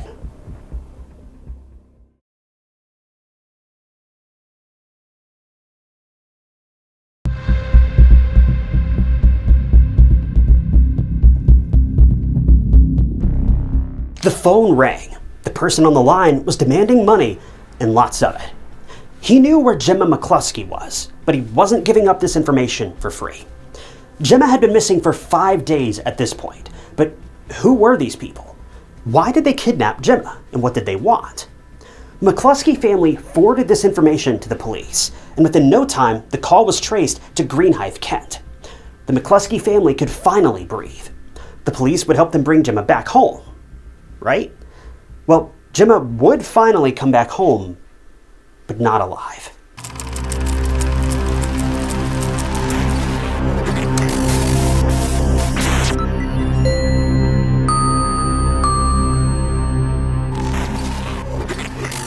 Welcome to True Crime Stories. If you're new here, I'm your host, Ty Knotts, and I post new true crime documentaries every single week. So if you love classic true crime without a bunch of AI hoopla, then you've come to the right place. So be sure to hit that subscribe button to keep up to date with all my future videos. It's 100% free. Gemma McCluskie was born on February 5th, 1983 in London, and she had 2 brothers, Tony and Danny. Growing up, Gemma was defined as a caring and very selfless person. She was a fun kid, but her main priority was always her family. Unfortunately, when Gemma was in her 20s, her mom Pauline was diagnosed with a brain tumor, and she had to go through extensive surgery to get rid of said tumor. But it left her extremely weak and with a host of other health complications, and she couldn't take care of herself anymore. This is when Gemma stepped up and took care of her mom, being there for her when she needed her most and taking her to regular doctor's appointments. At the time of the case, Gemma was living with her mom and her 35-year-old brother, Tony, in an apartment in Shoreditch, London. But Gemma was also an actress. She'd starred in a few episodes of the children's comedy series No Sweat, but her most notable role was as Carrie Skinner in the BBC soap opera EastEnders, in which she was a regular face starring in over 30 episodes. Now, Gemma was a petite but fiery young woman. Her personality was honestly refreshing, and everyone loved her. This made it all the more strange when on a breezy spring day in 2012, Gemma vanished. March 1st of 2012 was the last day when anyone saw Gemma. She'd attended a hospital opening and met up with some friends on March 1st. A few days later, her friends reached out to each other, worried about not having heard from Gemma for a few days. To make matters worse, she hadn't shown up for work either. Now, Gemma's acting career was short-lived, so after EastEnders, Gemma worked at multiple bars and pubs near her home while also taking care of her mom. So it was really bizarre for people to not hear anything from Gemma. It wasn't like she was some kind of superstar who had 1,000 meetings and films to get to. She was just your average young woman, but with an interesting past as an actress. Gemma's brothers also couldn't get a hold of her either. They went to her workplace, asked her friends, and even tried calling and texting her countless times, but there was no response from Gemma. Everyone was worried sick. Gemma wouldn't just up and leave everything. She was happy in her life, and nothing indicated she was planning on leaving everything and running away. So 2 days later, after not a word or a whisper from Gemma, her brothers Danny and Tony and another friend of Gemma's went to the police station and reported her missing. Now, if you remember, Tony lived with Gemma and her mom. So if there was any credible information on where Gemma could be, Tony could have known. So the investigators tried to get as much information from both of her brothers, especially Tony. But Tony couldn't remember a lot of details about Gemma and what she did when she was at home. Why? Well, because Tony was often battling addiction, so most of the time, he was out of his mind. Tony was 35 at the time, and he worked as a window cleaner, but whatever money he earned went to nurse his addiction, and he was a heavy user. His addiction had grown to the point where his relationship with his siblings was quite strained. Even at the police station, Danny, the older brother, was very frustrated at Tony's inability to recount what had even happened back at home before Gemma went missing. Tony did tell something to the investigators, though, and it occurred sometime before Emma went missing. See, a few days ago, Tony was yet again under the influence, and he was so out of it that he turned on the bathtub faucet but forgot to turn it off. When Gemma came home, the whole bathroom was flooded. Water was everywhere, overflowing from the bathtub, and Tony was in the house, completely unaware of the fact. Gemma understandably got very angry with Tony, and the two had a brief argument, and she told Tony how disappointed she was in him. This incident was further corroborated by Gemma's friend, Erica, who'd seen Gemma on the 1st of March, just a few hours before she went missing. Gemma confided in Erica with how frustrated she was with Tony and his reckless habits. During this catch-up with Erica, Gemma received a phone call, and it was from none other than Tony. And naturally, Gemma was still frosty with him. Erica tried to calm Gemma down, persuading her to give her brother another chance. But Gemma apparently had had enough of Tony's games, and she told Erica that enough was enough, and she was going to ask Tony to leave as soon as she got home. But no sooner than she said this, Gemma was gone. The police, as well as Gemma's friends and family, started the search for her. Erica, being the amazing friend she was, contacted the local newspaper to get the word for Gemma's disappearance out as much as possible. If anyone had seen Gemma, then they were urged to come forward. Danny and Gemma's dad, Anthony, was also trying his best, looking in places where Gemma could have frequented, but sadly, nothing came up. On the other hand, Tony was at home with his bedridden mom. In Tony's mind, if Gemma came home, then he'd be there to know. But Gemma didn't show up. Tony was having a very hard time coping with all of this. He barely ate, didn't get a wink of sleep at night, and was just not in good shape.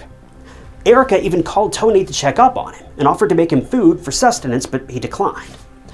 Erica remembered that Tony sounded like he was crying and very shaken up. He obviously felt bad for how he'd left things with Gemma before her disappearance, but now there was very little he could do but wait and hope for her return. In the meantime, Gemma's friends and family printed out missing person posters and handed them out to anyone and everyone. The word for Gemma's search spread all the way to social media, and everyone was trying their best to find this woman. But 5 days into Gemma's disappearance, something odd happened. Tony and the rest of Gemma's family started receiving weird phone calls from someone. The person didn't say his name on the call, but he was making extremely weird demands. He told the McCluskie family that Gemma had been abducted and was being subjected to severe torment. The kidnappers wanted ransom money in exchange for letting Gemma go. The caller demanded £2 million to be left at a nearby train station, but the calls only got weirder. The next time the kidnapper called, he demanded what he called 500 Iraqi dollars, along with the previous ransom amount. But whenever Gemma's brothers demanded to speak to Gemma, the caller would decline, and threatened them to arrange the money quickly if they wanted to see Gemma alive again. Gemma's family quickly forwarded all the details of this sinister caller to the police, and luckily they were able to track that caller down. It was a 19-year-old young man named Sam, and it turned out he was trying to scam the family for money. He was not Gemma's abductor. He'd seen the news of Gemma floating around on social media, and he called the number mentioned in the details in hopes of making some money off of a worried family. Sam was eventually arrested, and even though he insisted it was just a joke, it clearly wasn't. Sam was trying to toy with the family whose daughter was still missing. It was despicable and tormenting behavior. Luckily, he was charged with 4 counts of sending messages that were grossly offensive or of an indecent or obscene or menacing character, and he was given a prison sentence of 6 months in April of 2013. But Gemma's disappearance was right where it was left, save for Sam's menacing antics. The investigators thought that they had a lead with this phone call, but sadly it was just a hoax. 5 days into Gemma's disappearance, and after the whole fake ransom phone call from Sam, on March 6th, finally there was a break in the case. But it was a tragic discovery that would lead to more questions than ever. A woman discovered a dark-colored suitcase floating in the Regent's Canal, which was a couple minutes away from Gemma's apartment. As the woman was trying to make sense of what she was looking at, the suitcase hit something and it popped open. That was when she was traumatized for life. At first, she didn't know if she was seeing things right. You know when you see something bizarre and you instantly think your mind is playing tricks on you? That was exactly what this woman thought too. But when her brain finally registered what she was seeing, she was horrified. Inside the suitcase, there was a woman's headless torso.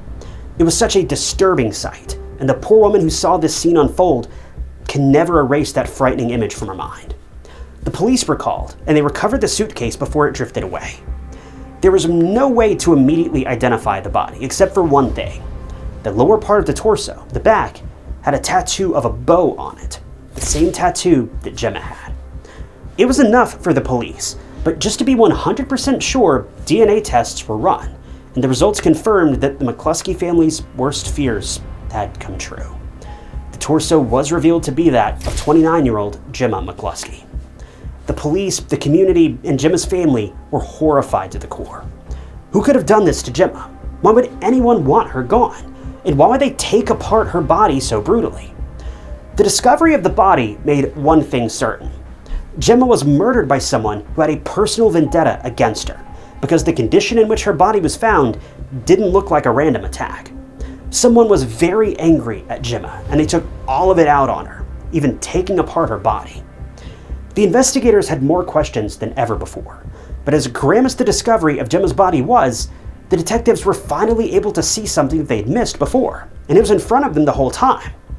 From the time when Gemma was reported missing to regularly meeting up with Gemma's family for updates on the case, the investigators had suspicions about someone, and that someone shared the same blood as Gemma. Not only did the prime suspect in Gemma's case share the same DNA as her, but that person also lived under the same roof. The police had their sights on none other than Gemma's brother, Tony, and it all started with how he acted when Gemma disappeared. See, while everyone was out looking for Gemma and worried to the core, the investigators also focused on the family members. Everyone, including Gemma's brother Danny and her dad Anthony, was emotional and was out and aiding in searches for Gemma. The only person who wasn't as enthusiastic about finding Gemma was Tony. He was very calm and expressionless, and he mostly stayed at home. Now, sure, his reasoning for staying at home was to meet Gemma if she ever came back, but the way he was so casual about her disappearance wasn't sitting right with the police. Once the detectives factored in the detail that Tony was an addict, he stuck out from the rest of the family like a sore thumb. Well, before questioning Tony as a suspect, the investigators needed evidence, so they started talking to Gemma's family and friends and asked them about the relationship between the two siblings. Well, within no time, the anything but perfect relationship between Gemma and Tony surfaced, and the police's suspicions were raised even more. First of all, Tony was very abusive towards Gemma. Some of Gemma's friends recalled her wearing sunglasses and long-sleeve shirts to cover bruises on her face and arms. Now, we don't know if Gemma's family knew about the abuse, or whether they ever reported it to the police or not. But what Gemma's family did say was that Gemma and Tony were not on the best of terms. Since Tony was a regular user, he would cause a lot of problems that would make Gemma angry. Gemma and her mom, Pauline, even made several complaints about Tony's uncontrollable addiction to the police. Tony often turned violent towards Gemma, and even tried to gravely hurt her at one point during an argument. Now, this was all crucial information for Gemma's case, but the investigators needed that smoking gun. The incriminating evidence that could prove that Tony had done something to Gemma. This was when investigators searched Gemma's phone as well as CCTV cameras near Gemma's apartment. That was when they found something disturbing. See, Tony's phone records showed that he had called a taxi. Nothing suspicious until the detectives found out that Tony had used a fake name. Why did he do that? Well, the question was answered when the investigators reviewed the CCTV footage. Tony was seen carrying a dark-colored suitcase out of Gemma's apartment, and it looked heavy. Even Tony was struggling to put it in the trunk. When the driver asked what was in the suitcase, Tony explained that he was taking a sound system somewhere. Tony asked the driver to take him to Dunstan Road, which was interestingly near Regent's Canal, the same place where Gemma's body, or at least part of it, was found. This all happened at around 11 p.m. on March 1st. Witnesses also saw a man matching Tony's description dragging a heavy suitcase near the water. The rest, well, I'm sure you can fill in the blanks. But the police finally had Tony where they wanted him, and on March 7th, just a day after Gemma's torso was discovered, her brother Tony was arrested on suspicion of murder. Further digging even found that Tony had tried to cover his tracks by sending Gemma a text later on that simply read, "Love you." Now, this text at the surface level doesn't sound alarming, but the truth is, Tony never texted Gemma that he loved her in the past. The fact that he did so just hours after she went missing was haunting. Anyway, he then sent another text to Gemma the next day, asking when she'd be home and what she was having for dinner. Again, another text that was out of character for Tony. The investigators were able to piece together a timeline of Gemma's activities on March 1st before she went missing, helping to put this whole situation into better perspective. Gemma and Erica parted ways a little after 1 p.m., and that was when some calls between Gemma and Tony were made. Some were disconnected, and one call only lasted 8 seconds. CCTV footage showed Gemma arriving at her apartment at about 1:50 p.m., and eerily enough, 20 minutes later, her phone would be turned off. Investigators believe this was when Gemma was attacked or had already been killed, and Tony was the one to turn her phone off. Forensic tests of both the taxi that Tony took and Gemma and Tony's apartment revealed Gemma's DNA. So Gemma was certainly in that very suitcase, and whatever happened to her happened in the very place she called home. On March 10th of 2012, with all of this information heaping up against Tony, he was charged with Gemma's murder. But here's another plot twist in the case. Tony straight up doesn't remember what happened on March 1st when Gemma came home. The only thing he remembers is fighting with Gemma and tackling her to the floor. Tony doesn't remember anything else because apparently he had more drugs in his body than oxygen. But police were not about to let this excuse slide. It's not uncommon for defendants to use illegal substances as a scapegoat in murder trials, and Tony joined this club too. He confessed that he and Gemma had another fight about the overflowing bathtub once she came home. During the fight, Gemma asked Tony to leave the apartment, and that's when Tony got physical. He grabbed Gemma and slammed her down to the floor and pinned her in place. And whatever happened after that, Tony conveniently doesn't remember. He stressed that it was the drugs doing everything, and he didn't remember anything. Now, I want to pause here for a second because a few months after Gemma's torso was discovered, a human head was also found by detectives in that same canal. Dental records confirmed that this was also, tragically, Gemma. But what the coroner found alarming was the severe blunt force trauma to Gemma's head. It looked like someone had used a heavy object to strike Gemma in the head multiple times, and it was just devastating. But this information was key for the prosecution because it proved that Tony was deliberate in his actions. He struck Gemma multiple times with something until she sadly lost her life, and then he proceeded to dismember her body and load her up in a suitcase. This is where the whole drug-induced haze theory is debunked, because even though Tony was likely not of a clear mind at the time, well, that same excuse can't be used when you consider the fact that Tony completed complicated tasks such as taking apart a body, cleaning up a crime scene, and then ordering a taxi. When the investigators talked to the taxi driver, he confirmed Tony didn't look out of it or in a trance at all. He was very much coherent and wasn't swaying around or acting disoriented at all. So Gemma's murder couldn't be a blackout haze as Tony had described. And even if at some point he did black out, he could have stopped what he was doing when he came to and called the investigators immediately. But he didn't. Tony was simply angry that his sister was kicking him out for being a menace and a problematic grown man. So he took all of his anger out on poor Gemma in the worst possible way. At one point in the trial, while the gruesome details of Gemma's murder were being presented, her dad Anthony had to leave the courtroom in shock and discomfort. He was just so overwhelmed, whereas Tony didn't even bat an eye when the harrowing details of how he ended his sister's life were being revealed during the trial. Unfortunately, we'll never know what actually happened in that apartment that escalated to murder. I don't think Tony's the most reliable person in the room to take his word for anything. But it's so chilling to think about the fact that Tony didn't hesitate once before ending his sister's life, and that too so brutally. It was such a personal and heinous attack that you can't help but wonder what Gemma was going through in her final moments, looking into the eyes of her own brother, who was also her murderer. In the end, the jury deliberated, and everyone was waiting for the verdict. Was this an accident, or did Tony really lose control? Or was he using addiction as a scapegoat for what he did to his sister for a lesser sentence? Well, on the 30th of January 2013, almost a year after the terrible attack on Gemma by none other than her own brother, the jury made their decision. Tony McCluskie was found guilty of Gemma's murder, and he was sentenced to life in prison with a minimum of 20 years served. I hate to say this, but since Gemma's body was so brutalized, her dad Anthony requested all of her missing parts to be found before her funeral would be held. So it was on November 30th, 2012, about 8 months after Gemma had gone missing, when her funeral was finally held and she was laid to rest. Flowers and all kinds of tributes were left for Gemma outside the very apartment she shared with her brother and murderer, where her life was tragically taken. Tony tried to reach out to his dad Anthony before his trial, writing him letters and pleading with him to believe him. Now, I won't go into a lot of the details about the letters, but all you need to know is that the letters were an ode to his narcissism. How he was the type of guy who, quote, wouldn't hurt a fly, and that it was the drugs that did everything, not him. Anthony was very conflicted. He loved Gemma completely and wanted justice for her, but Tony was also his own flesh and blood, and he did his best to stand with both of these children, one the victim and the other the offender. But when he realized and saw for himself that Tony was not apologetic in any of his letters and never once felt sorry or remorseful for what he did to Gemma, Anthony made the brave decision and disowned Tony.